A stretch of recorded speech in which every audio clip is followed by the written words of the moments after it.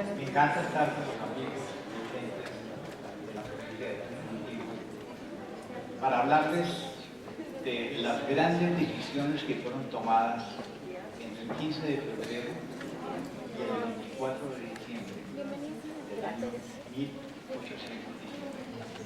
Ese es el límite temporal de lo que voy a contar, centrado en el tema de las grandes decisiones que tomaron este año que determinan nuestra actual situación política. El 15 de febrero de 1819 se abren las sesiones del Congreso Constituyente de Venezuela. Buenos días. En el exilio situado a oriente del río Hilo, en la ciudad de San Luis. Y ahí se van a tomar unas decisiones que voy a desarrollar. Y en ese mismo momento, en la provincia del Casanare, ya estaba casi totalmente organizado un ejército nuevo de llaneros, comandado por el ahora general Santander, vamos a llamar Bravo, una pieza importante de la vanguardia. Ese es mi punto de partida. Y hasta el poder. Pero para llegar ahí, se han tomado decisiones los 2 años previos de que sintieron que ese milagro pudiera. Entonces voy a mostrar las decisiones que se han tomado de 2 años antes para que podamos tratar de lograr un Casanare y no un Congreso Constituyente de Venezuela. O acá, mire. Hay varias sillas. El 17 de diciembre de 1810, el general Simón Bolívar recibió 3 diputados del Casanare, enviados por entonces era el gobernador Juan, y le trajeron un pliego de agravios que les voy a resumir cuáles eran. Después de la batalla de Cachín, los derrotados del ejército de la Confederación se reúnen en Zipaquirá y debaten qué van a hacer. El grupo de mando decide irse hacia el sur, hacia Paraguay. Y el grupo militarmente más estratégico dice que es un error, que hay que irse hacia el sur. Ya sabemos que los que fueron hasta el sur fueron capturados y fueron fusilados.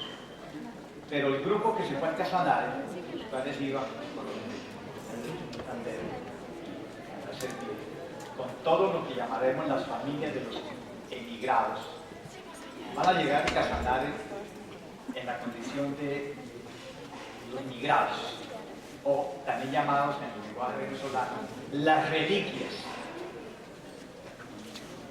Las reliquias que se protegen en el Casanare, corriendo a caballo en todas las direcciones y esquivando todas las partidas que fueron enviadas.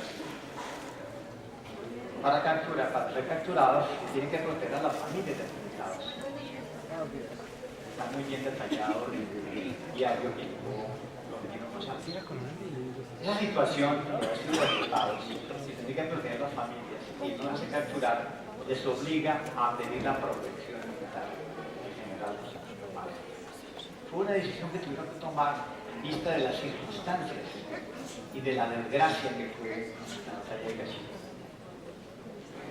El general José Antonio Páez, que va a construir lo que se llamó el Ejército de Occidente en Venezuela, los toma bajo su protección, pero desde su lógica de comandante militar, que tenía que responder por las comandancias de Mérida, Madina, Trujillo, toma una decisión desde su lógica militar, que fue incorporar la provincia de Casanare a la provincia de Barinas y desconocer la gobernación de Juan de Nepomuceno Moreno y lo reemplazan por 2 funcionarios venezolanos, el coronel Juan Galea, venezolano, y el coronel Vázquez. Esto explica por qué el 17 de diciembre de 1817 los comisionados de Moreno le llegan y le dicen lo siguiente: nosotros tomamos la decisión de afiliarnos a su protección, porque estábamos en la verdad. Pero eso no le da a usted ningún derecho a incorporar la provincia de Casanare a la provincia de Barinas. Eso no le da derecho a quitar nuestros propios funcionarios de Casanare para reemplazarlos por funcionarios venezolanos. Y eso ha generado un odio visceral entre venezolanos y granadinos que está siendo atizado porque los oficiales venezolanos nos acusan de cobardes. Hemos perdido una batalla a un costo de 1000 personas para los pesos. Entonces, el resentimiento entre granadinos y venezolanos está muy fuerte en ese momento.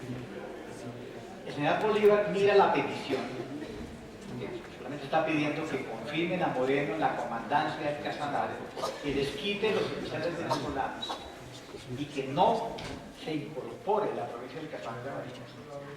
Y el general Bolívar dijo, lo voy a examinar el problema. Pero mientras lo examino, le pido al general Moreno que venga a Angostura y le ofrezco un juicio imparcial. Y confirma a los oficiales venezolanos. El coronel Moreno obviamente no quiso ir. No fue ningún problema porque el padre lo mandó capturar y lo llevó capturado a Angostura. Cuando Bolívar lo recibió capturado, le mandó una carta a padre diciéndole que aquí llegó el preso, pero no llegó sin ningún papel. Dígame cuáles son los cargos que usted le está poniendo para que lo mande preso. Obviamente los cargos nunca llegaron. Y Bolívar reconsidera qué hacer con Moreno. Muy bien. En esas circunstancias en las cuales los jefes llaneros están enemistados y el Casanare está anexo a la comandancia de la gobernación de Barinas, no hay ningún futuro para ninguna campaña sobre Nueva Granada. Pero bien informado, Bolívar toma la decisión, esta sí es una decisión muy importante, de desagraviar a la gente del Casanare. Y la va a desagraviar de la siguiente manera, estas son decisiones directas de Bolívar. Número 1, incorpora al coronel Santander al ejército de Venezuela y le reconoce el título de coronel desde 1814. Segundo, lo incorpora a la Orden de los Libertadores. Posteriormente, cuando tienen el encuentro y Santander le hace un relato de lo que han hecho los venezolanos, es decir, los de Barinas en el Casanare, él piensa en una situación y toma una decisión más sabia, que es la siguiente. Asciende al coronel Santander al grado de general de brigada, con lo cual lo iguala al jefe del Estado Mayor, que es Carlos Suplete. Confirma al coronel Moreno en el grado de coronel, le quita los cargos espurios que habían puesto. Y una vez que, y reconoce que Casanare es de la Nueva Granada, con lo cual tranquiliza a los jefes militares del llano. Son decisiones políticas muy bien tomadas en Santo Tomás de Angostura por Bolívar. Una vez que ha hecho esos cambios administrativos en 1818, y Santander ya tiene la tranquilidad de que, como vocero de la Nueva Granada, no le van a quitar la provincia del Casanare aprovechando la desgracia, viene una decisión mucho más importante, y es, vamos a preparar una campaña sobre Santander. Pero para eso, el ahora general de brigada de Santander necesita armamento y le entrega 1000 fusiles, piedras de chisma, cartucheras y munición y pólvora. Se lo entrega en Santo Tomás y no les voy a contar cómo lo obtuvo él. El hecho es que le entrega eso. Y le dice, métala en 3 barcas y navegue el río Orinoco, río arriba, hasta que llegue al Casanare. Ustedes tienen hombres y tienen caballos para robar, pero no tienen armamento. Ahora tienen armamento. Y la misión es organizar un ejército en el Casanare que ya ha recuperado la autonomía provincial y su expresión a la Nueva Granada. Son las decisiones del año 18 que las toma el general Bolívar en ese momento, su título es espurio, es capitán general de Venezuela. Es espurio porque el verdadero capitán, de acuerdo a la ley del Estado, vive en Caracas. Es el título de capitán general. También conocido como jefe supremo de los ejércitos en el exilio de la guerra.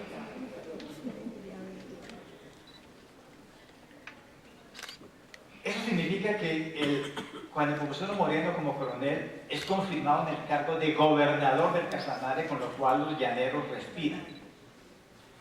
La expedición se pone en marcha arriba y Bolívar se encarga de mandarle un coronel venezolano para que vigile sus acciones, que es Jacinto Lara, venezolano, y llegan a su destino.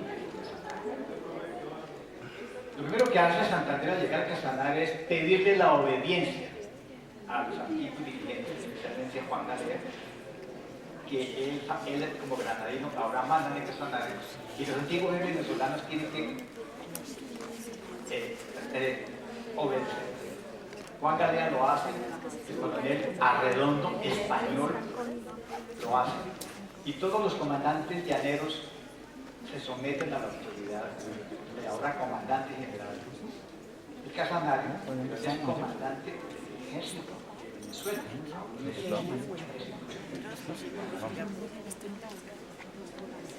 Muy bien.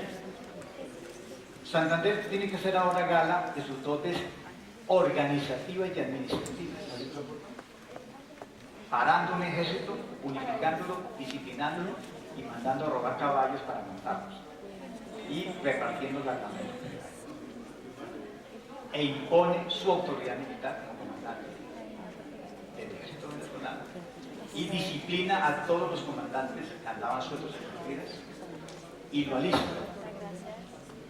Él lo tiene que alistar y lo encontramos alistado en febrero de 1819, porque se supone que ese ejército, que ahora se llama Ejército de los Bravos del Casanare, tendrá que subir la cordillera y marchar sobre Santander. Pero aún Bolívar no ha tomado la decisión de hacerlo. Es un plan, un proyecto. En febrero de 1816 Santander dice: si el general Bolívar cambia de idea y no decreta la campaña, yo estoy tentado a cometer la calaverada de subir la cordillera solamente con Bolívar. Es una calaverada, porque no le han dado ninguna orden, él ahora obedece. Las órdenes de Santander se las daba un coronel un general venezolano, Carlos Suplet, jefe del Estado Mayor de Venezuela, quien le da exactamente las instrucciones. Uno, discipline, ponga orden, infórmenos todos los días, pero usted toma las decisiones porque estamos demasiado lejos de la palabra. Y él muestra su talento militar, pero sobre todo su talento político. ¿Cuál es el talento político de Santander? Defender los fueros del Casanare y su adscripción a la Nueva Granada para que no se le incorpore Páez a Barinas. Sin embargo, como jefe del ejército del occidente, Páez sigue mandando al Casanare. Eso lo tiene que resolver Bolívar en 1819. Cuando Santander se pone en marcha con su armamento, Páez es informado de la decisión que en adelante la comandancia general de armas de Casanare la tiene Santander y la gobernación la tiene Moreno. Páez lo alcanzó a detener a Santander, que aquí no pasa, yo mando en el Casanare. Pero cuando llegó la orden de Bolívar, digo: compañero, ese paquete es suyo. De todas maneras, yo ya estaba aburrido con los del Casanare, esos malditos me odian porque yo soy venezolano. Pero suelta el paquete de la comandancia. De modo que, ¿qué tenemos en febrero del año 19? Tenemos ahora sí un ejército del Casanare disciplinado por el general de brigada Santander, con la gobernación de Moreno, del Casanare, preparándose para invadir la Nueva Granada siempre y cuando Bolívar dé la orden, porque pudo haber cambiado de orden, todo depende de sus decisiones. Y ahora sí, armado, distribuido en varias partidas hasta que den la orden de concentrarse en algún lugar. De modo que es un ejército moviéndose, digamos una especie de grupo de guerrilleros moviéndose, bajo la protección del ejército de Venezuela. Muy bien. Del otro lado, Bolívar toma una decisión a finales de 1818, y es para legitimar, conforme a derecho, sumando, que por ahora es espurio, ¿cuál capitán general va a ser? El capitán general verdadero vive en Caracas y manda para el Estado español.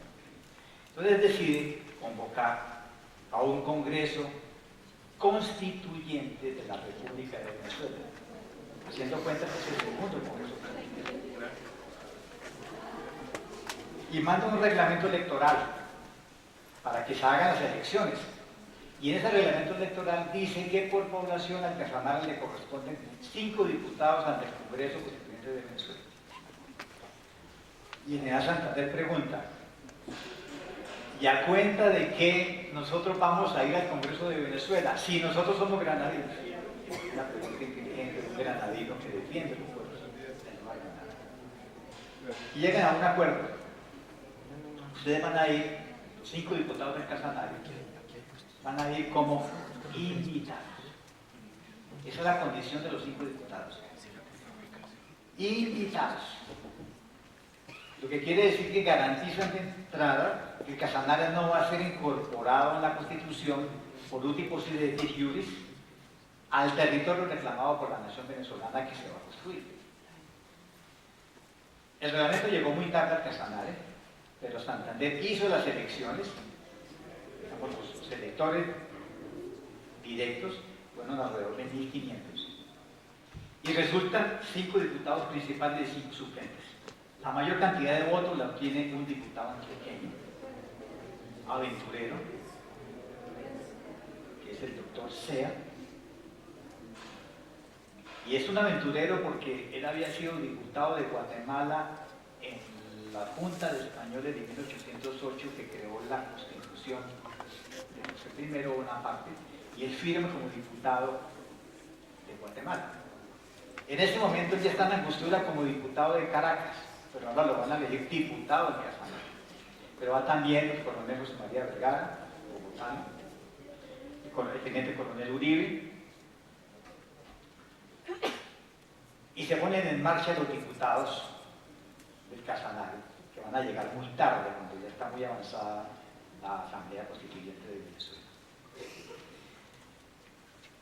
¿Por qué los diputados del Casanare se aparecen en un Congreso Constituyente de la República de Venezuela? Porque hubo un acuerdo de invitación. Y de hecho 2 de ellos van a firmar la Carta Constitucional de Venezuela, que son, dos personas la van a firmar, y aparecen su firma en la Carta Constitucional, que fue aprobada el 15 de agosto de 1819, pero queda claro en el artículo primero que el Casanare no hace parte del territorio jurisdiccional de la República Venezolana, con lo cual las cosas van bien. Ahora, en las instrucciones que el general Santander le da a José María Vergara, cuando se va a Angostura, le dice, vaya, oiga todo, y si ven que la cosa se pone muy fea por la Nueva Granada, fínjanse enfermos y abandonen la Constitución. Santander es un especialista en matemática electoral, siempre lo fue, y puede prever cómo van a ser elegidos. Y eso que no era boyacense. José María Vergara llega al Congreso y arma un problema político, porque él dice, señores, la única provincia granadina que está aquí es Casanare, pero nosotros somos 21 provincias. Entonces lo que ustedes están haciendo no tiene ningún valor hasta que no estemos las provincias granadinas. Por lo tanto, propongo que suspendan el debate del proyecto de Constitución. O sea, se tiró el Congreso. Pide que lo suspendan las sesiones. Obviamente eso no se puede permitir, que alguien, un advenedizo granadino, interrumpa un Congreso Constitucional. Entonces Sea, que es inteligente y paisa, le dice, este muchacho hay que mandarlo a Londres, en la comisión que va a ir a Londres, y se lo quitan encima. Solamente queda Uribe en ese momento, y Sea, pero Sea es el acompañante de Uribe en el gran proyecto de crear la República de Colombia, y siempre lo fue. De hecho, en enero de 1820, en enero del año 20, él hace la mejor exposición de una convocatoria a fundar la República de Colombia y acuña su frase célebre, decid Colombia, Colombia será. Por lo cual está diciendo, una nación se crea con la voluntad de ser colombianos, no tiene nada que ver con los antecedentes entre la lengua, la raza, el territorio, tiene nada que ver. Una decisión es, una nación se crea cuando los colombianos dicen queremos ser colombianos. Es la voluntad política y SEA lo explica muy bien ese manifiesto a los colombianos de enero del año 20, que produce un gran entusiasmo en Nariño cuando está en Gibraltar esperando el barco que lo traerá a Venezuela. Muy bien, entonces, esas decisiones tomadas entre el 17 y el 15 de febrero del año 19 es mi punto de partida, porque me entrega lo que va a pasar en ese año, me entrega una convención constituyente de la República Venezolana en marcha que va a terminar produciendo una constitución el 15 de agosto del mismo año, me entrega el ejército de los bravos del Casanare armado por Santander gracias a las decisiones tomadas por Bolívar y me entrega una provincia del Casanare autónoma, segura de sí misma porque no se la van a quitar la Nueva Granada. Y Santander con la decisión de invadir el nuevo reino de Granada. Muy bien. Finalmente llegó la orden. ¿Quién tomó la orden?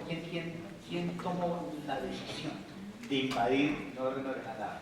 Bolívar y un grupo de generales venezolanos reunidos, dicen algunos, en la aldea de los 70. ¿Ya se tomó la decisión? Vamos.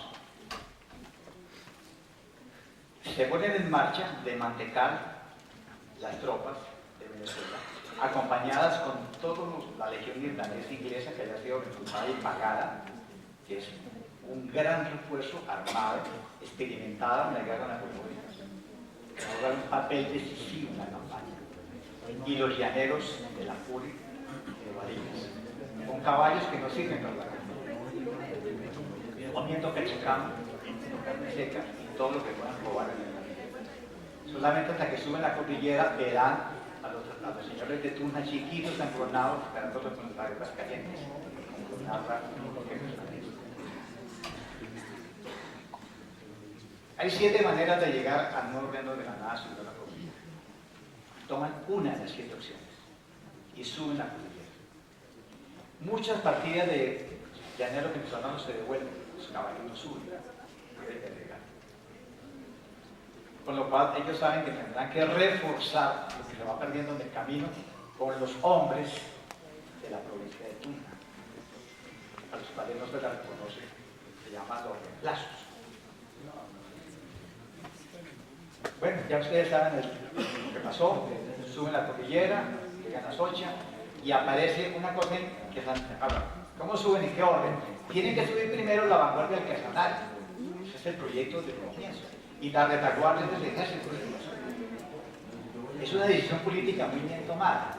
Si la vanguardia es destruida al bajar la cordillera, de malas para los ganaderos. La retaguardia se puede destruir. O sea, los muertos lo van a tener que poner los bravos de Casanare que van adelante. Cuando bajan la cordillera, Santander descubre con asombro que los curas párrocos se ponen de parte de ellos y empiezan a reunirles ropa, comida. Los párrocos actúan. Y las mujeres empiezan a llevarles comida. Las mujeres de la provincia de Tuna. El párroco de Ramiriquí lo cuenta muy bien en su relato de cómo se hizo ese apoyo de la mamá de él, de todas las mujeres que se reunían en la noche para llevarle comida, para llevarle caballo, para llevarle ropa. El párroco de Ramiriquí es el mejor testigo de qué ocurrió cuando van a la cordillera. Santander reconoce en sus memorias que las batallas definitivas fueron únicamente 3. Gámeza, el Mantano de Vargas y Limonena. Lo dice Santander, no lo digo yo. Hay otros que han inventado más batallas, que las inventen y saquen propio el gobierno por eso. Pero Santander dice que fueron 3. Ya ustedes saben que la más sangrienta, que solamente la paró la noche y la tempestad, fue la de Mantano de Vargas. Ustedes lo saben mejor que yo. Y aquí voy a meter una cuña celestial. El general Barreiro cuenta a su favor con la protección divina de Santiago Apóstol, que ha protegido a los españoles desde hace 2000 años. Es el patrono que lleva el Evangelio a España. Es el patrono que tiene su mayor iglesia en Santiago de Compostela, el cual va todo el mundo a visitar. Y los ha protegido primero de los moros, la batalla de Navas de Tolosa y todas las batallas donde el español siempre decía Santiago y a ellos. Santiago apareció en el caballo blanco y les ayudaba. Y se llama Santiago Matamoros. Y cuando vinieron a conquistar las tierras del Inca, le pidieron la ayuda de Santiago, ahora se llama Santiago Mata Indios, como lo reflejan los cuadros maravillosos que hay en el Museo del Cusco. Santiago en su caballo blanco derrotando a los incas. Así que ahora falta derrotar a los granadinos y Santiago está listo. Pero hay una cosa que ustedes no han mirado con detalle. Y lo deberían saber. El campo del río Teatinos pertenece a una parroquia. ¿Cómo se llama la parroquia? Se llama Boyacá. Para el país, la gente no sabe que existe un pueblito que se llama Boyacá, Boyacá. Ustedes lo tienen que saber. Y cuando ustedes entran a la iglesia de Boyacá, Boyacá, encuentran al santo patrón. ¿Quién es? Santiago Apóstol. Con lo cual los patriotas le pueden decir al santo lo mismo que dice Barreiro: santo patrón, ayúdanos contra los españoles, porque tú eres nuestro patrón y tú traes el evangelio a Boyacá. Y el santo tiene que decidir a quién va a ayudar, porque ambos le están pidiendo lo mismo.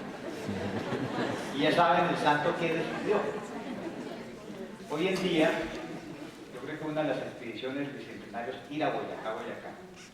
Y van a ver que hoy en día se hace acompañar de un santo mulato, que es San Martín de Porres, limeño, acompañado de su perrito, su gato, su ratoncito. Es parte del castigo que tuvo que darle a Dios por haber apoyado a quien no lo había hecho.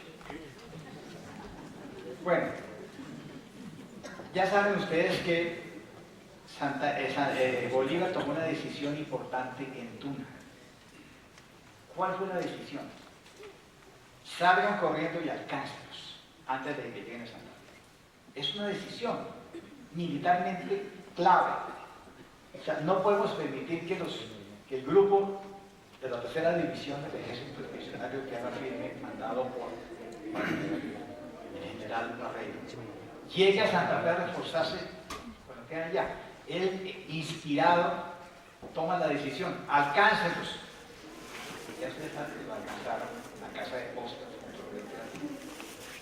y sabe que se da una batalla muy rápida, porque la estrategia militar española es volver caras, y ya saben que a las 5 de la tarde del 10 de agosto Bolívar baja de su caballo en el Palacio de Virreyes, que ha sido abandonado por la audiencia, que se ponen en marcha por el camino de Honda hasta Cartagena. Todo eso es resultado de decisiones de hombres que van a determinar nuestras vidas hasta el día de hoy. Muy bien.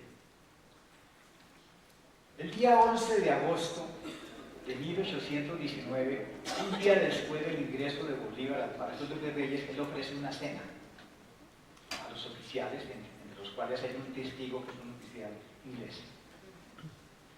Y como es su costumbre, y creo que los militares colombianos no han perdido esa costumbre, después de comer se paran de pie, chocan los talones y hacen un brindis.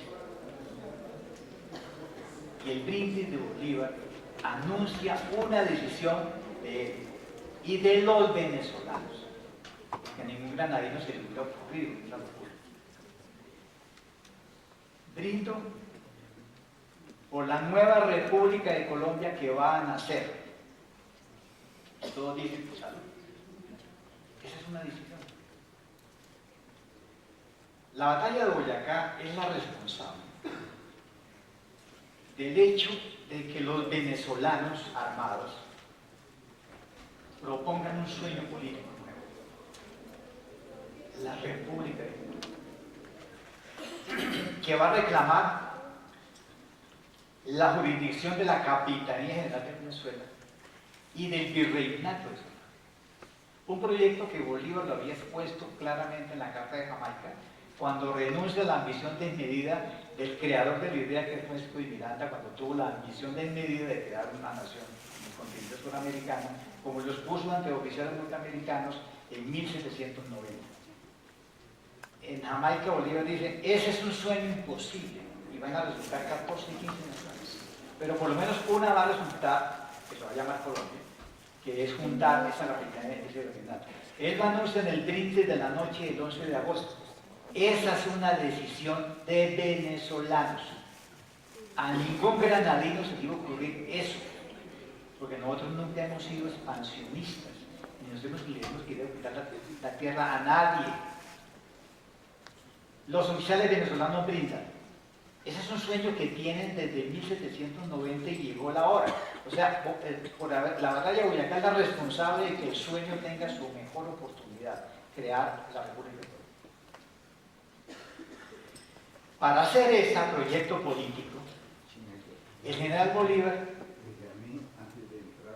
tiene que tomar más decisiones, y las decisiones es cambiarle el nombre a las cosas. Entonces dice, ¿cómo se llamaba esto? Nuevo Reino de Granada. Aquí en adelante se va a llamar Departamento de Cundinamarca. ¿Entendieron? ¿Cómo se llamaba esta ciudad? Santa Fe. En homenaje a la Santa Fe Católica.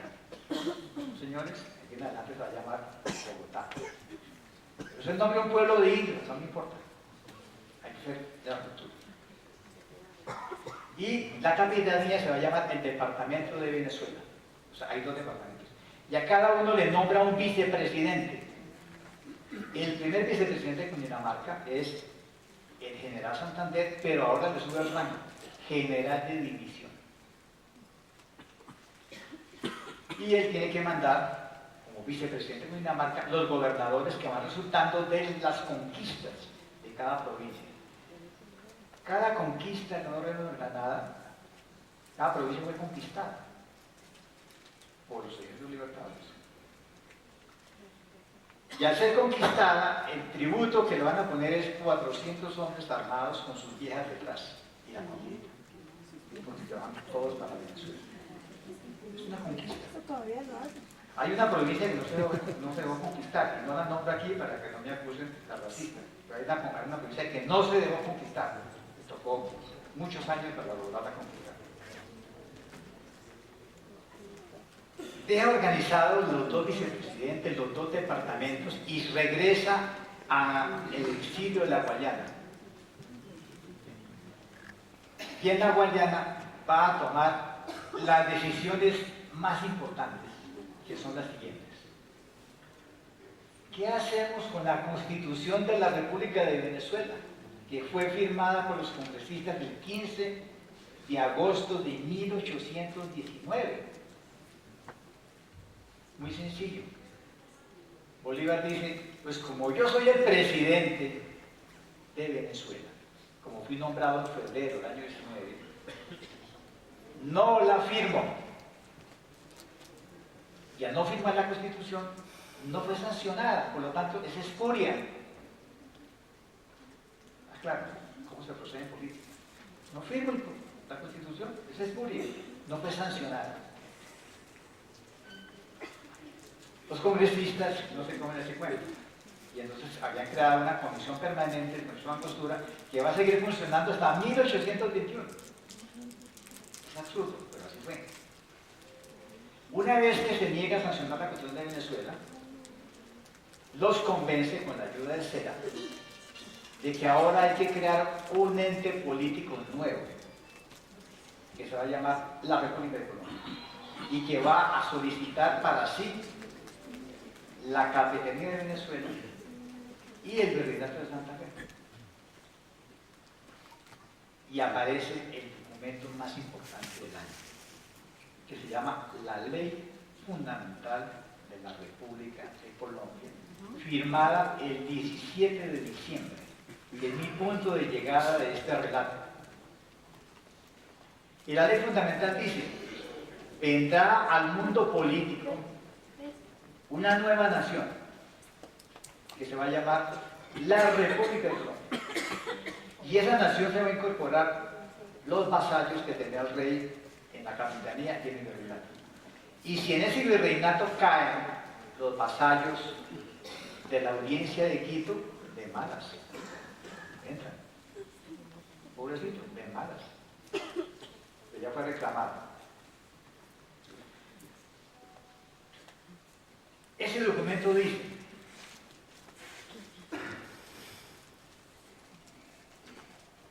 ese nuevo Estado tendrá un presidente. Y el presidente será el general Simón Bolívar. Y dice además, la República existe a partir del día de hoy. Con lo cual, legalmente, la República de Colombia existe desde el 17 de diciembre del año 19 por la ley fundamental que dice, a partir de hoy, ahí nace la República de Colombia. No hay que esperar el Congreso Constituyente de Gabriel Rosario de Cuba, porque aquí ya te digo que a partir de hoy. Y como es a partir de hoy, el general Bolívar viene al Congreso de Angostura el día de Navidad, 24 de diciembre, y deja de ser presidente de Venezuela y se convierte en el primer presidente de Colombia con fecha 24 de diciembre del año 19, para que luego no inventen que es un llanerito el primer presidente de Colombia. Ya está Colombia funcionando.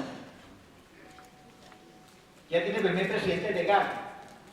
¿Qué falta? Falta el Congreso Constituyente, será en la Villa Rosario de Cúcuta, que exigirá que haya elecciones y la van a hacer y ahí se va a aparecer la Constitución, carta, ley de leyes, donde Bolívar se va a volver a posesionar y donde en reñida competencia electoral Santander le gana a Nariño el cargo de vicepresidente después de 4 votaciones, o 7, no sé cuántas fueron. Y queda armada, ahora sí, la Convención de Cúcuta, perdón, de Villa Rosario de Cúcuta, y la ley fundamental queda armada en el mundo una nueva nación que se va a llamar la República de Colombia, que va a tener una existencia muy corta, 10 añitos nomás. Pero esa nación llamada Colombia es el resultado de la voluntad y decisiones de oficiales venezolanos, no lo olviden. Por eso se diferencia de la nueva Colombia, porque la nuestra, que nace con el nombre de Estado de Nueva Granada, es el resultado de decisiones de granadinos. Nosotros estamos aquí porque los granadinos decidieron quitarle al general Rafael Urdaneta el mando y convocaron a un Congreso Constituyente que creó el Estado de Nueva Granada y reclamó lo que había sido de la audiencia de Santa Fe. Porque otro venezolano se ocupó de llevarse las provincias del sur para que haga el Ecuador.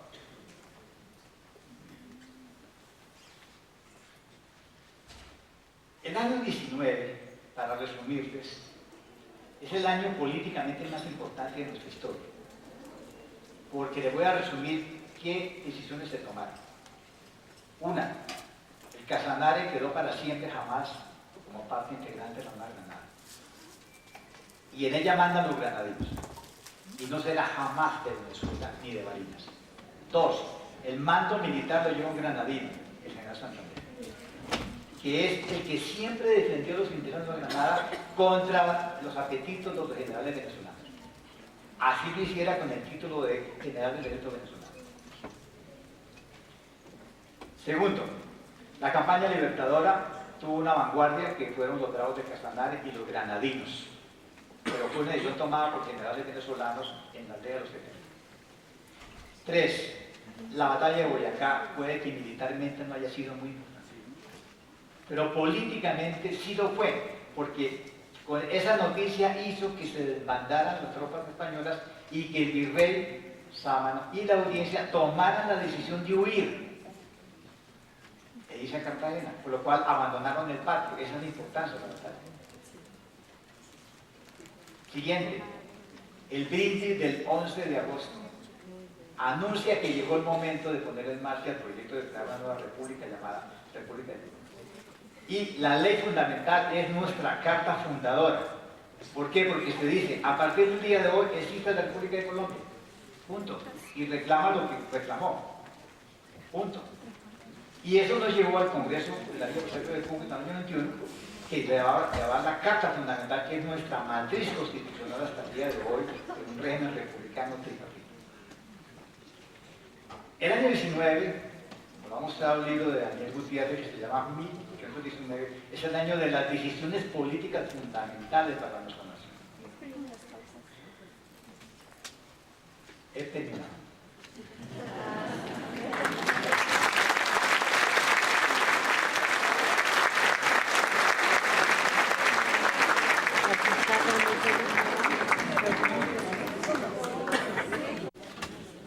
Cuando Bolívar toma la decisión de invadir la Nueva Granada, ¿encontró aquí alguna represión o por el contrario fue respaldado por los neogranadinos en su totalidad, doctor?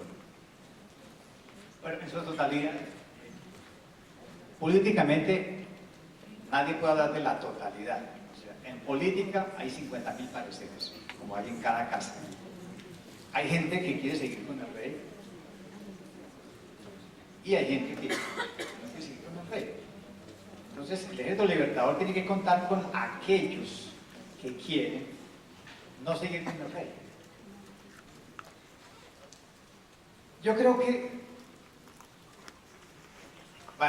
que Sámano y Murillo cometieron un error muy grave entre 1816 y 19, que va a costar muy caro, y fue el maltratamiento que le dieron a los curas tánaros.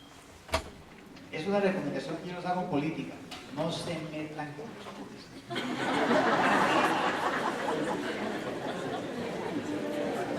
Santander, que es políticamente muy hábil, lo primero que hace en 1819, diciembre, exactamente el 2 de diciembre, es dar una orden a todos los curas párrocos, donde les dice: todos ustedes tienen que predicar un sermón, y lo tienen que escribir, donde demuestran dos cosas. Primero, que separarse del pecado, del de España, no es pecado ni es herejía. Segundo, que si vuelven los españoles, nos va a ir mucho peor de lo que nos fue en los últimos 3 años. Y me le anexan a cada sermón un certificado del comandante militar, donde él certifique que lo oyó predicar y lo que predicó era igualito el papelito. Eso es un buen político. Hemos recogido 200 sermones que van a ser publicados en 2 meses, la Academia Colombiana de Historia.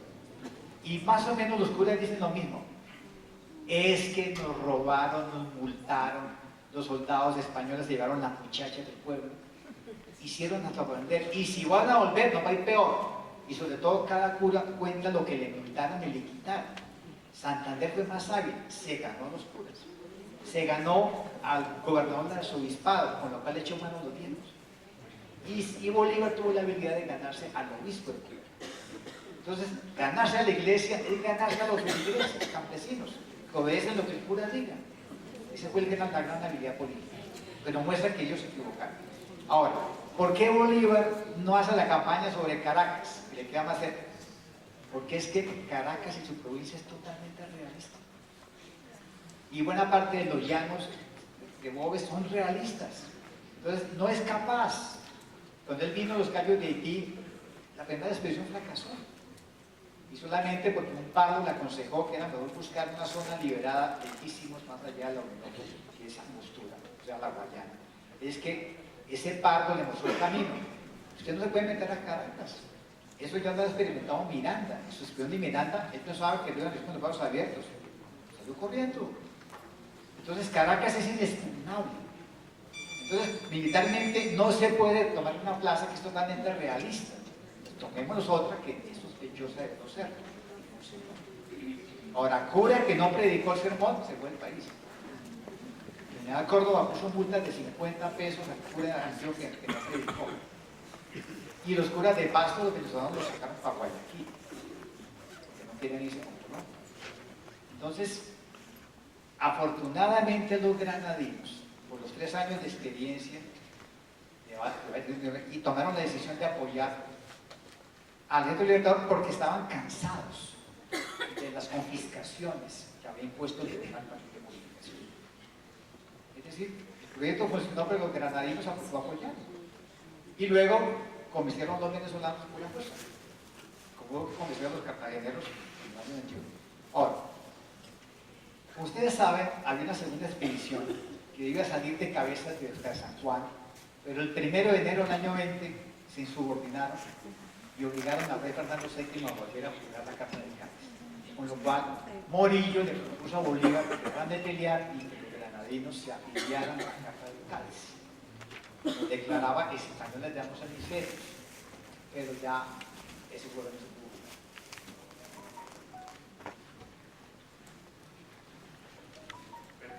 Estuvo la brigada irlandesa, tanto económicas y políticas. ¿Qué importancia tuvieron las mujeres en el ejército de los bravos del Casanare? Les pongo con dos ejemplos. El coronel Antonio Morales, muy amigo de Santander, y es el hijo del señor Morales que apareó el pobre sastre en 1810 en Santander. Fue comisionado para armar milicias en la plaza de Charalá. Y él reúne unos 3.000 campesinos en la plaza de Charalá, desde el 28 de julio de 1810.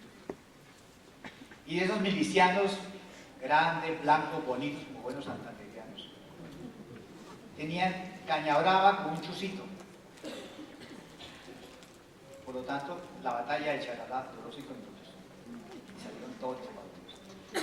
Pero si a usted como militar le dan 1.500 hombres que vienen de la experiencia de la guerra napoleónica, irlandeses, ingleses, polacos, armados hasta los dientes con el mejor armamento, usted como soldado, como militar, ¿usted qué prefiere? Pues obviamente la legión irlandesa fue muy importante por su experiencia militar, porque eran veteranos de guerra napoleónica, creo que eran en serio, y muy bien armados. La legión irlandesa tiene su mejor desempeño en la batalla de Pantano de Lucas. Qué pena. Así fue. Y muchos de ellos se quedaron como oficiales del ejército. Y muchos llegaron a ser de la cuerda íntima de Bolívar, Bolerio. Y muchos terminaron siendo grandes oficiales del ejército del Ecuador. Es obvio, un general necesita que le den los mejores hombres posibles y los mejores posibles. Los milicianos no les sirven de mucho. Y eso lo dijo Lucas González, en una carta a Sámano. Mejor que me pongan esos campesinitos. Si yo tengo los pardos venezolanos que ya tienen 7 años de experiencia militar, y son los pardos venezolanos los que van a entrar a Charalá al botín, no le cuenten eso a nadie.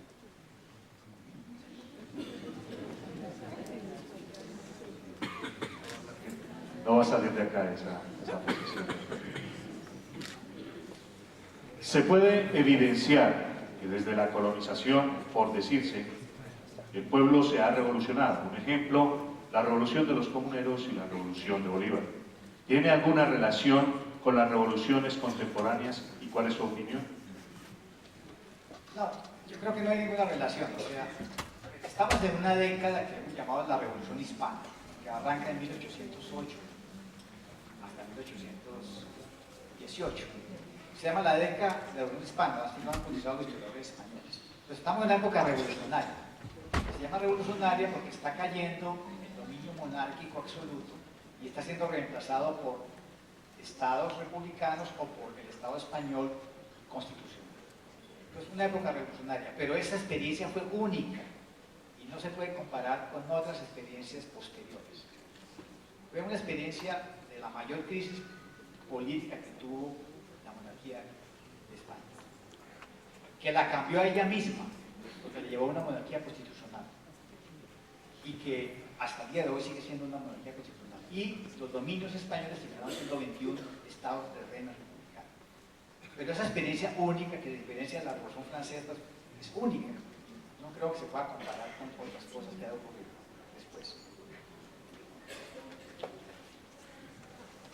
¿Qué legado ha dejado el Congreso de Angostura a los actuales gobiernos de Colombia y Venezuela?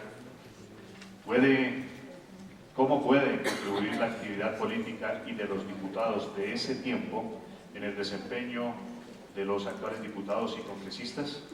Bueno, ese legado lo examinan los constituyentes de la Villa Rosario de Cuba. Actuando como estudiantes de la UPTC, que hacen todo con tijera y engrudo, tuvieron en su mesa la Carta de Cádiz, las cartas de los estados provinciales que se hicieron entre 1811 y 1815, tuvieron la Constitución de Venezuela, y examinando y por tanto fueron armando la mejor constitución que hemos tenido, que es la de Cuba. Pero ellos tuvieron la de Estados Unidos, la tuvieron. hicieron un muy buen ensamble buscando lo mejor. Ahora, de cada una fueron criticando lo que no servía.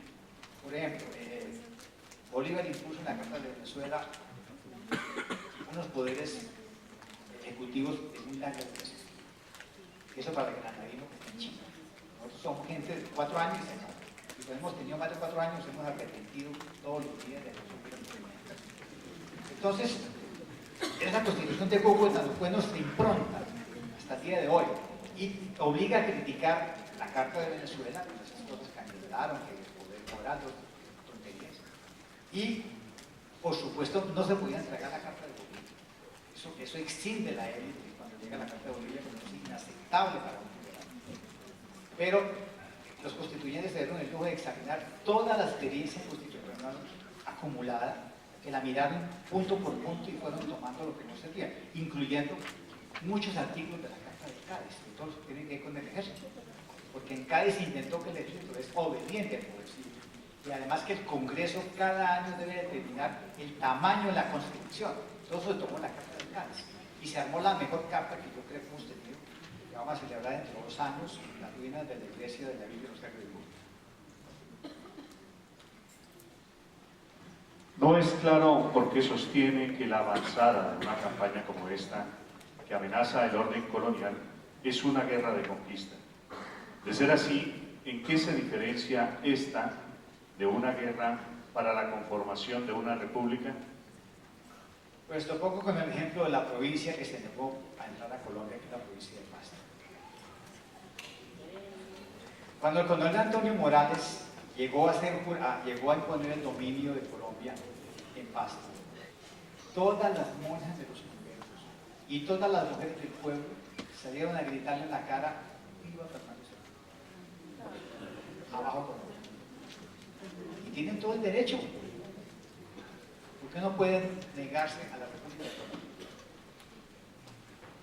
Lo que ocurrió después en Pasto fue, además de la fechoría de la Navidad Negra y fechoría de Dios, fue algo parecido a un genocidio que se va a prolongar hasta 1816. No sé si les habrán contado que en el mes de diciembre de cada año la gente de Pasto se hace una limpia para curarse del dolor porque hubo la Navidad Negra. Lo ordenó el general Sucre. Y podrán entender quién pudo haber matado a Sucre. Y fue una guerra de conquista. Y Bolívar llegó a decir en algún momento: esta plaga hay que sacarla de aquí, hay que traer colonos de otras provincias. Es una guerra de conquista. Pero además, mandaron a conquistar provincias con derecho libertador. Y cura que se negaba, desterraba. Y la gente que se negaba la mataba. Ese ejército conquistó las provincias, le fue incorporando una por una. Y a cada una que iban incorporando le iban exigiendo su ración de hombres, su ración de mujeres, uniformes, para poder armar el nuevo ejército que se marchó sobre Venezuela. Pues así toca armar los estados. Las provincias tienen que entrar al proyecto político, o entran, o si no, ¿qué hacemos? Entonces, miren, en el Congreso de Cúcuta llegaron mucha gente a quejarse amargamente de Santander por las contribuciones a Santander Populares. Y Restrepo los disculpa su historia diciendo: ¿qué decíamos? O sea, primero la libertad y luego veremos. Fue terrible, o sea, a todo el mundo le robaron su caballo, su vaca. Ahora, donde más robaron fue en la provincia de Pasto y en la provincia de Quito. En Quito no dejaron un buey para que los indios hicieran cosechas. Por eso cuando Santander regresa como presidente de la nueva Granada en el 32, dice: muchachos, necesitamos resistir. Ya fue demasiado. Hay que volver a producir, las yeguas deben volver a dar crías, hay que reconstruir la economía que va arrasada, la defensa colombiana. Quien más la pagó fueron las provincias del sur. Y el Socorro, el Casanare. Los Casanare no le dejaron un animal en pie, se lo comieron todo. ¿Usted qué hace con 20.000 hombres dándoles de comer diariamente con ganado robado? Y todas las vías que van detrás de los hombres robándole toda la papa y todo el maíz, como lo pintan los platos de Espinosa. Pues que ¿cómo van a comer? Lo robando. Eso es una rapiña. Y además se robaban las muchachas bonitas. Eso es una vida. Todo con esa presencia. ¿Usted cree que la historia ha sido una historia mal contada o ha tenido el reconocimiento debido y el entendimiento deseado? Bueno, todo el mundo tiene derecho a contar historias. Unas son buenas, otras son malas. Algunas se quedan en el tiempo porque se consideran que tienen muchos herederos. Y otras desaparecen porque uno dice que son fantasías. O sea, hay una especie de disputa entre las historias que se cuentan. Algunas se quedan en la memoria colectiva y son invulnerables a la historia individual. Por ejemplo, mi paisano Horacio Rodríguez Plata escribió un artículo lindo que se llama El momento estelar de la batalla de Boyacá. ¿Cuál es el momento estelar de la batalla de Boyacá? El fusilamiento de Antonio Santos, que había ocurrido el 28 de julio, antes de la batalla de Boyacá. Entonces nos dice, pero ¿cómo va a ser el momento estelar de la batalla de Boyacá si ella la fusilaron el 28 de julio? No importa. Ella es la heroína de la batalla de Boyacá. Quítele eso de la cabeza un socorrado. Es invulnerable, que por el relato mítico es invulnerable. Se quedó para siempre en la memoria colectiva. Pero los historiadores que nos reunimos en congresos siempre estamos peleando por la interpretación del último documento que apareció. Y eso es normal en la disciplina de historia, la crítica. Y todos nos estamos criticando, usted leyó mal, usted no lee. Eso es normal en la ciencia social. Entonces, cada uno cuenta la historia y la defienda con el documento que tenga a la mano. Si a mí me llegan con un mejor documento, pues yo digo, bueno, yo cambio. ¿Por qué? Porque mi mentalidad es crítica. Pero si yo soy religioso, a mí nadie me va a cambiar la historia. Entonces, muchachos, cuenten historias y las confrontamos. ¿Por qué cree que Bolívar tomó la decisión de crear la República de Colombia? ¿Qué lo movió, qué lo motivó a ello, siendo venezolano? Mira, desde 1790, cuando Miranda dijo que, similarmente como ha ocurrido con Colombia, que son los Estados Unidos, él crearía en el continente una cosa llamada Colombia, una nación. Los venezolanos siempre han portado la idea de tener más de lo que originalmente tuvieron.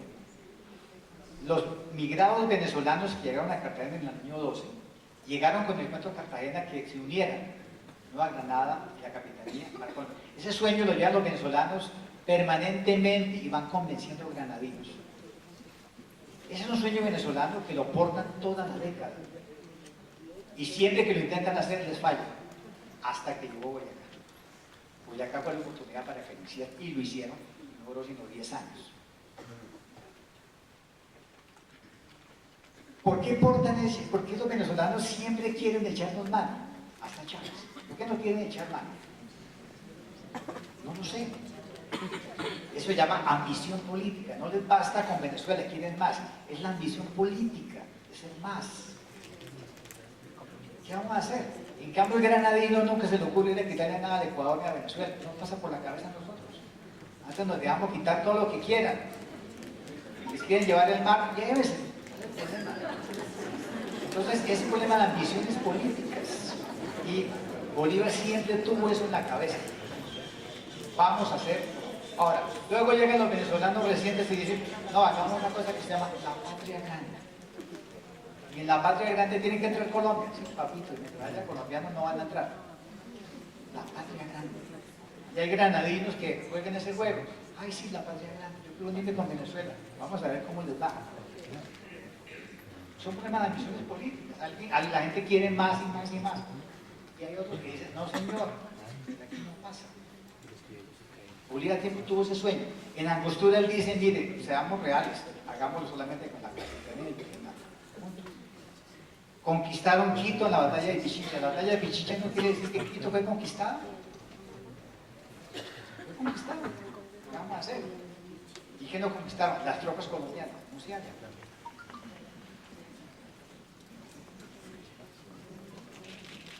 Dos preguntas quedan, doctor. ¿Cuál fue la injerencia de Santander en la educación republicana? Y también pregunta nuestra participante, ¿cuáles son los nombres que ha tenido Colombia? En la educación, dice. En la educación. Bueno, pues,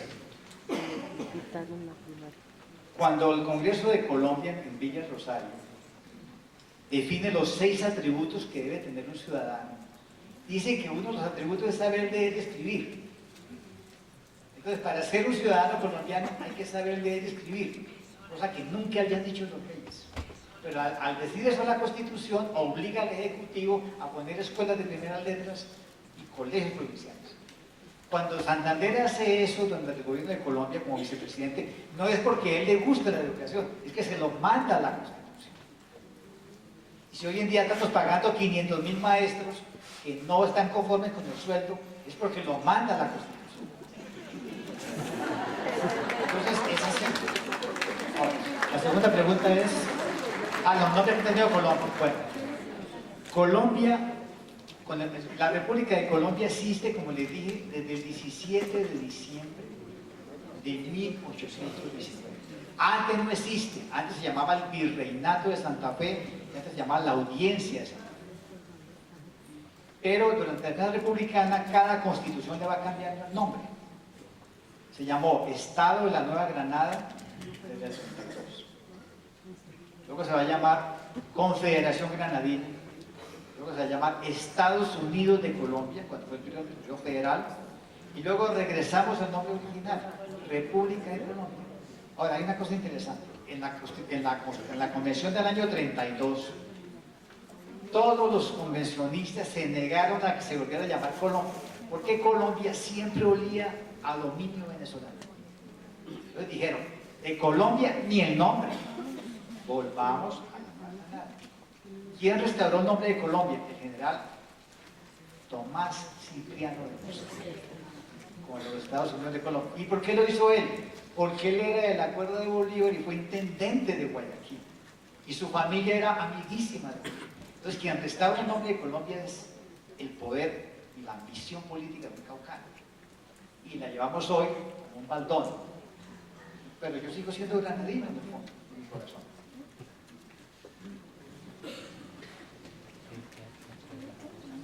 Bueno, y teniendo en cuenta, doctor, que de manera lamentable el doctor Daniel Picó se encuentra un poco enfermo, estamos a la espera del dictamen médico,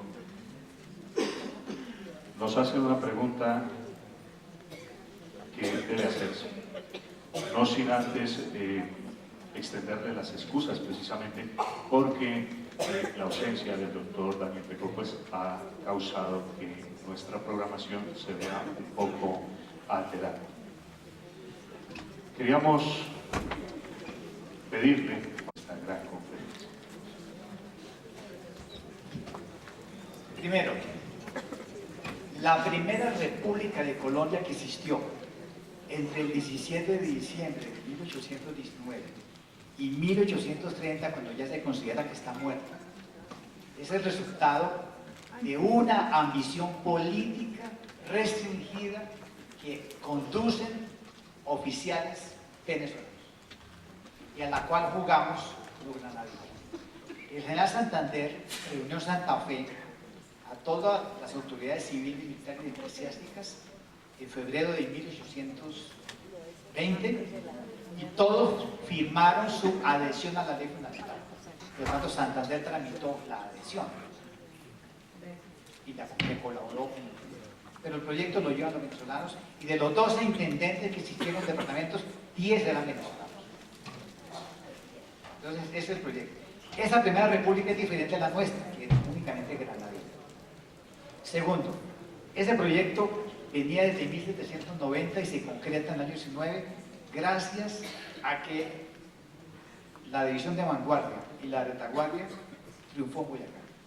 Si Boyacá se hubiera perdido, hubieran regresado a Venezuela y otros habría sido la historia.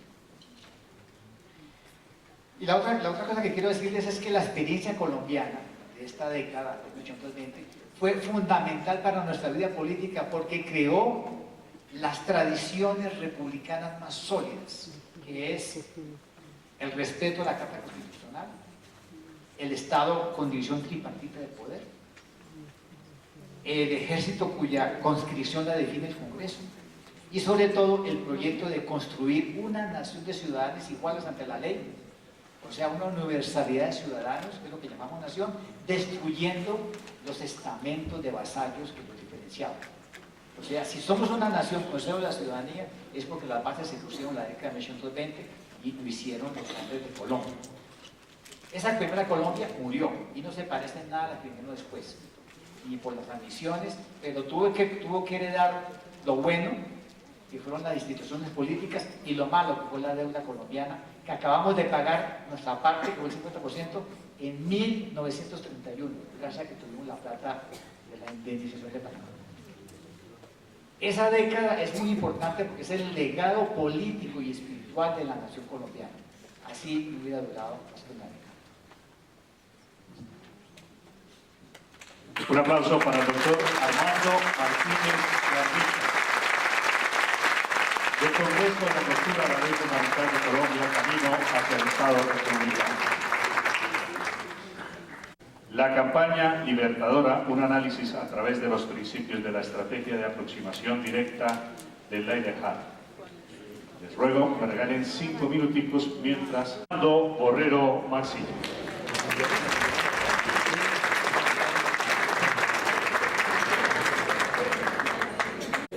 Es muy grato para mí estar aquí en este escenario, en esta plaza de Tunja, precisamente el 2 de agosto.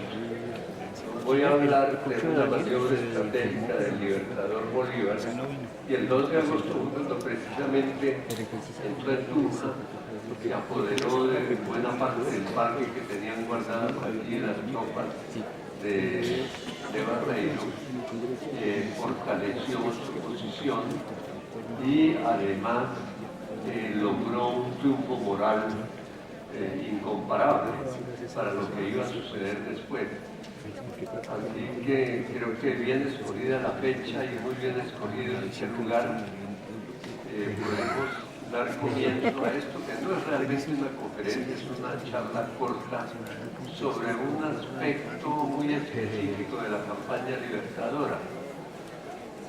Como el tiempo no es muy largo, yo me voy a concentrar en la idea central, en el tema principal, y no voy a entrar en mayores detalles ya de la pequeña historia de la campaña, que además ustedes como nativos de este altiplano la deben conocer muchísimo mejor que yo. Bien, el título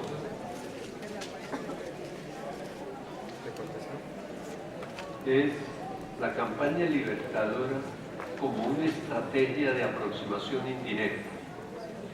El concepto de aproximación indirecta pues subyace en la historia de todos los conflictos armados. Su gran publicista del siglo XX fue un gran analista militar británico, Sir Basil Liddell Hart. Él popularizó el concepto, pero él no pretendió nunca haber descubierto, ni mucho menos haber inventado el concepto de aproximación indirecta. Él lo que hizo fue estudiar la historia y sacar conclusiones de las ventajas de este tipo de manera de enfrentar a un enemigo. Él le dio además un sesgo político muy importante al concepto, sí, pero ya le abro, es una acción colectiva en Europa. No es casualidad que sea en esa época cuando se extienda como una filosofía dominante el existencialismo. Las sociedades europeas estaban apabulladas, avergonzadas además de ese terrible sacrificio que fue una guerra de la crítica posterior. Claro que a posterior es muy fácil ser sabio, ¿no? Al toro pasado, como dicen los españoles, es muy fácil que uno tenga la razón, pero creo que no fallaban en el diagnóstico. Había sido una guerra inútil, había sido una guerra que se hubiera podido evitar.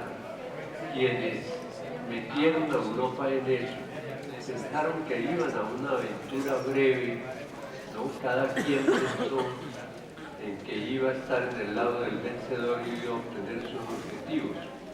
Muy pronto se vio que no iba a ser así, pero muy poco se hizo por detenerla. Las potencias de la época siguieron actuando como en el primer día de la guerra y ninguna quería ceder sus objetivos. Después de ese terrible episodio, Lidenhart empieza a condenar la existencia de los ejércitos de masas.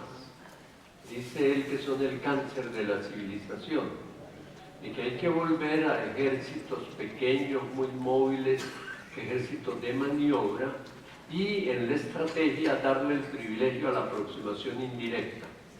Es decir, no ir al choque frontal, que fue lo típico de la Primera Guerra Mundial, en una guerra de posiciones, sobre todo en el frente occidental.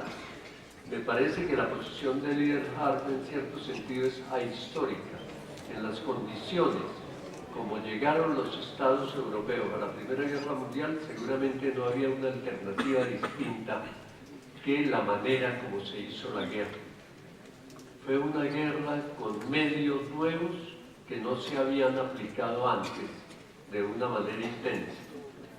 Y la estrategia y la táctica se habían quedado rezagadas frente a la capacidad de los medios en armamentos y en movilidad que se dieron en ese momento. Bien, entonces popularizó el concepto, le dio un cariz político. Yo no le voy a dar ese cariz, me voy a quedar con el concepto estratégico. ¿Cómo es una maniobra de aproximación indirecta? ¿Cuáles son las condiciones para poder cumplir, para poder hacer una maniobra de ese tipo? Él quiso extenderla, quiso pregonarla como estrategia dominante. Eso no es posible en las guerras. En las guerras las estrategias están determinadas en buena parte por los sucesos mismos, por las condiciones. Y los enemigos enfrentados se condicionan mutuamente. Nadie puede llegar con un plan fijo que tiene que cumplir exactamente, porque lo que haga el contrario lo transforma a uno. Es como en las relaciones de pareja, igualito, ¿no? Uno se transforma en la relación permanente con otra persona y esa persona también lo transforma a uno. En cualquier relación social nos transformamos mutuamente, de alguna manera, así sea en un grado mínimo, pero es una condición de la dinámica de la acción social. Y en la guerra es lo mismo. Puede haber una estrategia pensada previamente, un plan que debe cumplirse, pero siempre habrá que hacer cambios y ajustes, ¿no? La fricción de la guerra, como la definió Karl von Clausewitz, siempre existe. Los militares colombianos sí que lo saben bien, ¿no? Como los azares de las situaciones, del clima, de las posibilidades de acceso a un lugar, la movilidad, en fin, la logística, el apoyo, todo va cambiando la manera como se lleva adelante un conflicto. Por supuesto, digo, hay tendencias. La estrategia debe entenderse como una planeación de tendencias, pero siempre tiene que haber plan B y ojalá plan C, D, F y G, ¿no? Porque los azares son continuos. Como decía Clausewitz, la guerra tiene su propio lenguaje y su propia lógica, ¿no? Y en el desarrollo se transforma continuamente. Bolívar se encuentra en una situación como las que describe en su famoso texto sobre la aproximación indirecta Lidenhart, en una situación de empate estratégico con las tropas españolas en Venezuela. Bolívar en el año 16 logra sentarse en territorio continental venezolano, ¿no? 2 veces intenta la expedición de los Cayos, parte desde Haití, y la segunda vez logra quedarse de manera permanente en Venezuela, no tiene que regresar, y comienza la campaña en el oriente venezolano, tanto en la costa como en el delta del Orinoco. Finalmente la guerra lo lleva a dormir, para acortar, porque es cierto en detalles, no salimos de aquí hoy, todo lo que le pasó en esa época al Ejército Libertador es una historia casi para no creer, ¿no? La cantidad de casualidades, reveses, sucesos imprevistos, condiciones difíciles, y también apoyos inesperados, situaciones de buena suerte, en fin, hay de todo. Las relaciones políticas entre los jefes muy complicadas. Bolívar está en los comienzos de una trayectoria que lo va a convertir más adelante en un jefe indiscutible, pero no era así en ese momento. Compite con Piar, compite con Mariño, más adelante con Páez. Finalmente él logra prevalecer, pero es una situación bien compleja la que tiene que ir tejiendo y construyendo a lo largo de estas campañas. Para abreviar, en el año de 1818, finales del año 17, comienzos de 1818, lanza una operación para cruzar la cordillera en Venezuela y caer sobre Caracas y desvertebrar el dispositivo, el despliegue de Morillo. No hay que olvidar que Morillo era un hombre de una gran experiencia militar, ¿no? Morillo venía de las luchas, de las guerras napoleónicas, venía del ejército de Wellington, que operó primero en Portugal y en España, venía de haber hecho una carrera muy luchada hasta llegar a mariscal. Morillo fue decisivo en la victoria de la alianza española con los británicos en la batalla de Vitoria. Era considerado un héroe nacional y por eso fue escogido para mandar las fuerzas que iban a reconquistar América, a someter nuevamente esta parte de España, porque estrictamente en derecho la América hispana no fue una serie de colonias propiamente dicho, eran parte orgánica. Morillo pues tiene su leyenda negra aquí en Colombia por la represión, digamos que el lado político no lo favorece mucho, pero no se le pueden negar los méritos que tuvo como combatiente. Morillo había intentado dominar el llano, penetró en el llano pero no pudo, ¿no? Los ejércitos patriotas se dispersaban, lo atacaban en guerrillas, desorganizaban su logística, los obligaban a dispersarse. Hoy diríamos que se le aplicaban tácticas de dilución, ¿no? Estrategias para diluirlos. Y se le hizo imposible combatir ese avispero y tuvo que regresar, pasar la cordillera nuevamente. En Venezuela la cordillera es una barrera de Colombia, porque la cordillera va paralela a la costa, es una sola cordillera, un ramal de la cordillera oriental colombiana, y por la costa es fácil el movimiento desde el oriente hasta Caracas y de Caracas siguiendo por Puerto Cabello a Falcón y hasta Maracaibo, pues los obstáculos naturales no son formidables. Y hay dos pasos de la cordillera bastante practicables para ir al llano. Morillo intenta por el paso de Villa de Cura a Calabozo, se escoge esa vía para entrar. Bolívar, cuando contraataca, diseña una operación para pasar por ese paso cordillerano y caer sobre Caracas aprovechando la división en que estaban las fuerzas españolas. Una parte en Caracas y otra parte en la zona occidental, en los valles de Aragua y en Guárico. La operación fue bien llevada, tomó Calabozo y de Calabozo pudo haber seguido, porque el ejército español quedó muy maltrecho después de su derrota en Calabozo y muy disperso. El mismo Morillo fue herido y herido gravemente allí y pudo haber caído prisionero. Pero la defección de Páez, que siempre actuó como un jefe local, no muy dispuesto a aventuras fuera de su territorio, no acudió a tiempo, como se había planeado la campaña, no llegó a tiempo, demoró la marcha de Bolívar, dio tiempo que se reorganizaran los españoles y fracasó también el intento, contrario al de Morillo, de pasar al norte y controlar los independentistas a Caracas. El año siguiente es un año de iris y venires. Bolívar decide asegurar el control del Apure, establecer conexiones con Casanare, construir una base fuerte en el llano. El año está lleno de incidentes continuos. Es el año de la batalla de las Queseras del Medio, donde la caballería de Páez pues, logró una gran victoria que le dio seguridad a Bolívar para mantenerse en la zona.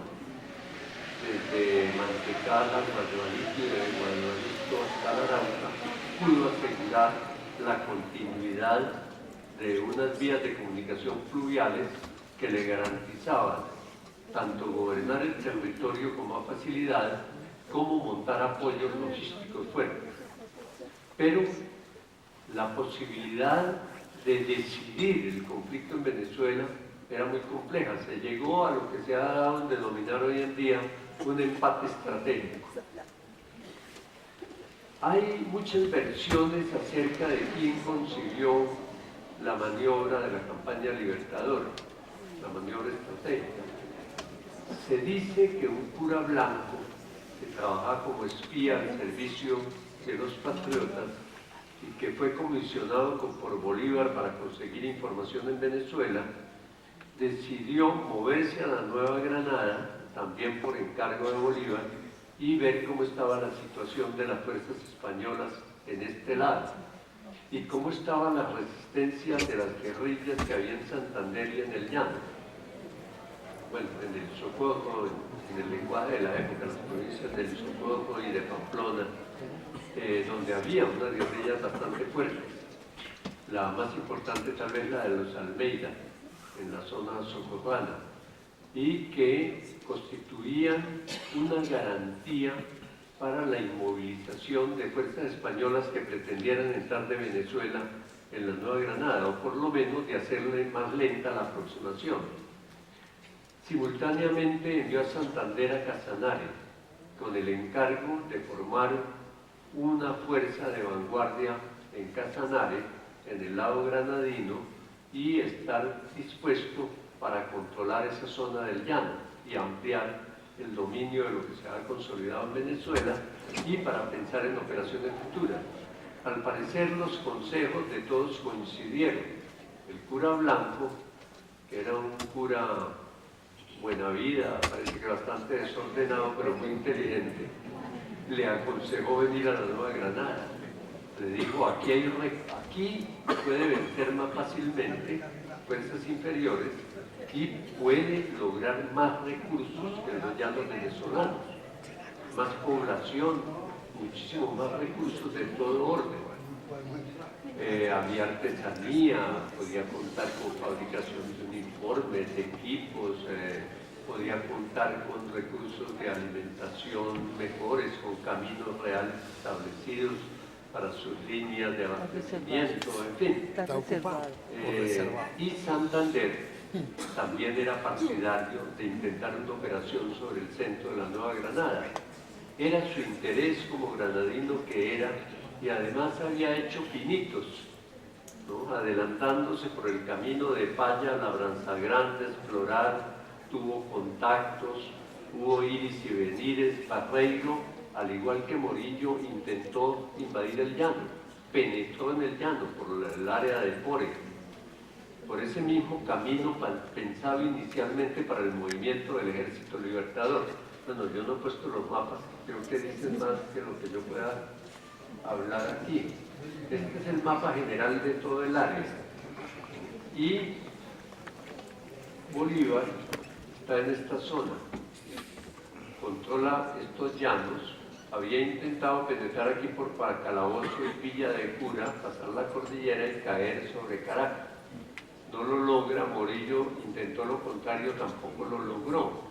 Y en esa situación de empate decide el movimiento para penetrar aquí al centro de la Nueva Granada, a la capital del virreinato. Hay cartas de Bolívar que muestran que él tenía un pensamiento también favorable a una operación de ese tipo desde antes, pero los obstáculos eran enormes. Moverse en el llano era muy difícil, había que escoger la época precisa. y la época precisa para moverse, la más favorable es en la que menos sorpresa podía lograr, ¿no? Porque había vigilancia, las fuerzas españolas estacionadas en Paya, controlando el paso, pues tenían vigilancia sobre el pie de monte llanero. Finalmente se decide, para no continuar en esa situación de incertidumbre en el llano, hacer la operación sobre la Nueva Granada. Parte de Mantecala a Guadualito, moviéndose en medio de dificultades muy grandes por las lluvias y las crecientes de los ríos. Hablando de agua, se me olvidó que estaba encaramado. Hablando de agua, llegó a tiempo.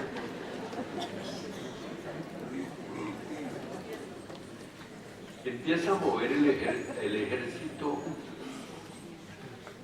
de esta zona hacia el río Arauca, cruzar el Arauca. En esa época era algo bastante complicado. Bueno, finalmente pudieron hacerlo haciendo un puente de canoas. La ingeniería militar de la época no tenía muchos recursos, ¿no? Y además todo tocaba con las uñas físicamente. Pasa el río y marcha a Tame y Apore, al pie de monte de la cordillera oriental, ya el territorio de la Nueva Granada.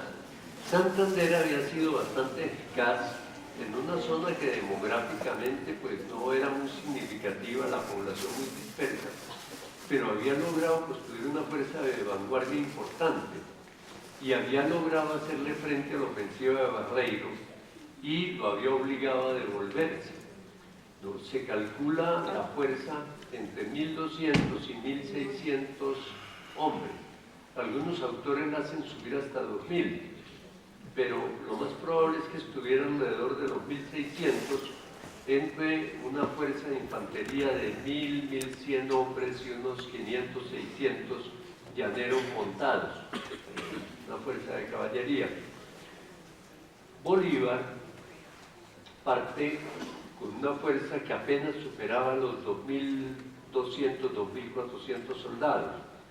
Tiene muchas deserciones por el camino porque las condiciones fueron muy difíciles para la marcha, ¿no? Tenían que marchar muchas veces con el agua a la cintura, pasar los ríos con dificultades muy grandes, perdieron muchas caballerías,